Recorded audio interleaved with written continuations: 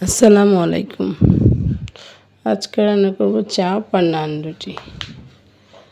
আপনারা কীভাবে রান্না করেন আমার জানা নেই, আমি এভাবে রান্না করি।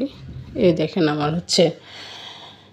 পাটার মধ্যে এইভাবে মাংসগুলো থেতো করে নিতে হবে।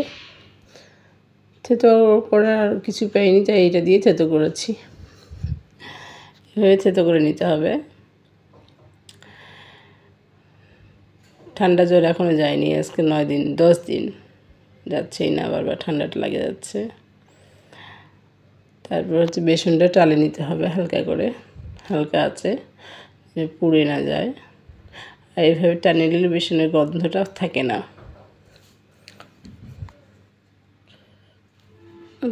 টালে না হয়ে গেছে, তবে একটা বোলের মধ্যে ঢেলে নিব। তারপরে একে একে আমার সব মশলাগুলো দিয়ে দিব, যেরকম লবণ, হলুদগুলো দিলে কালারটা ভালো আসবে দেখতে। চাট মশলা দিয়ে দিলাম। তারপর এখানে আদা বাটা, রসুন বাটা, গরম মশলা বাটা, তারপর জিরা বাটা, ধনে গুঁড়ো সবগুলো দিতে হবে। আর বাড়তি কোনো আর মশলা দিইনি। দিয়ে সব সম্পূর্ণ ভালো করে মেখে নিতে হবে হাত দিয়ে। পরে আমি আবার একটু আটা দেব, চালের গুঁড়ো আর কি। একে এভাবে সব দিয়ে দিতে হবে। যদি প্রয়োজন হয় পানি দেওয়া, তো সামান্য হাতে একটু পানি নিয়ে ছিটা দিতে হবে।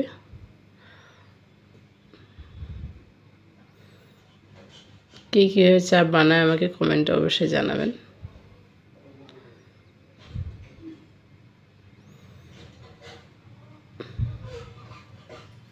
আমি একটু সামান্য পানি দিয়ে, শুকিয়ে গেছিলো, সামান্য একটু পানি দিয়ে ভিজিয়ে নিলাম। শুকনো শুকনো মাখা যাচ্ছিল না। চালের গুঁড়ি একটু দিয়ে দিচ্ছি। আপনার চালের গুঁড়ির পরবর্তীতে কর্নফ্লাওয়ার বা ময়দা ওটা দিতে পারবেন। এভাবে 30 মিনিট রেখে দিতে হবে নর্মাল ফ্রিজে। আমারগুলো বানানো হয়ে গেছে, নর্মাল ফ্রিজে আমি 30 মিনিটের মধ্যে রেখে দিয়েছি। তবে এখানে আটা নিয়েছি 1 কেজির মতো। 1 কেজি থেকে কম আছে, সামান্য পরিমাণ কম আছে। 1 চামচ দিয়েছি এখানে আমি গুঁড়া দুধ, চিনি, সামান্য পরিমাণ লবণ, গরম পানি দিয়ে মেখে নিচ্ছি। আজকের আটাটা আমার একটু নরম হয়ে গেছে, নেক্সট কোনো ভিডিওতে ভালো করে দেখিয়ে দিব।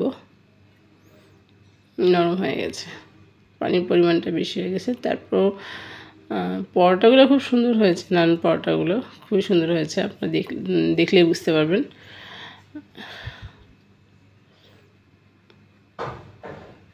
নরম হয়ে গেছে, হাতে একটু বেশি করে আটা নিয়েছিলাম। একটু পরোটা তো একটু মোটা করেই বানিয়েছি। কাটাও যাচ্ছিল না, যেহেতু নরম হয়ে গেছে। তারপরেও খুব কষ্ট করে করছি। এটা আমার ছেলের জেদ, করো আম্মু রান্না করো, নান রুটি রান্না করো। শরীর অসুস্থ, সেই জন্য এরকম হয়ে গেছে। খুবই অসুস্থ, সুস্থই হচ্ছি না। আপনারা দোয়া করিয়ে নেওয়ার জন্য আমি তাড়াতাড়ি সুস্থ হয়ে যাই, আপনাদের এরকম ভালো ভালো ভিডিও রান্না করে শেয়ার করতে পারি আপনাদের সাথে।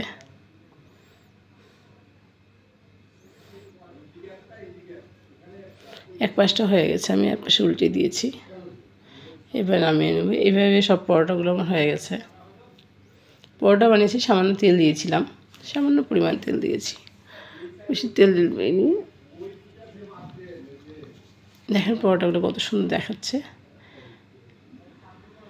বানাতে কষ্ট হয়েছে আমার। এবার ফ্রিজ থেকে আমি যে মেরিনেট করে মাংসগুলো রাখা ছিল, ওগুলো বের করে নিয়ে আসছি। তারপর তেল গরম হয়ে আসলে ছেড়ে দিতে হবে এক এক করে। এবার হালকা মিডিয়াম আঁচে ভাজতে হবে, নাহলে মাংসগুলো সেদ্ধ হবে না। আপনারা পাশে আছেন বলেই আমি আছি।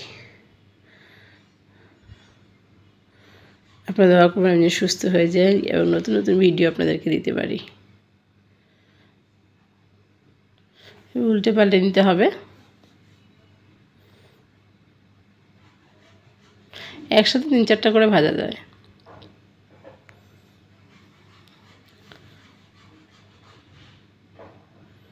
দেখেন ভাজা হয়ে গেছে, কি সুন্দর কালার আসছে। এভাবে এক এক করে সবগুলো ভেজে নিতে হবে। লোভনীয় দেখাচ্ছে।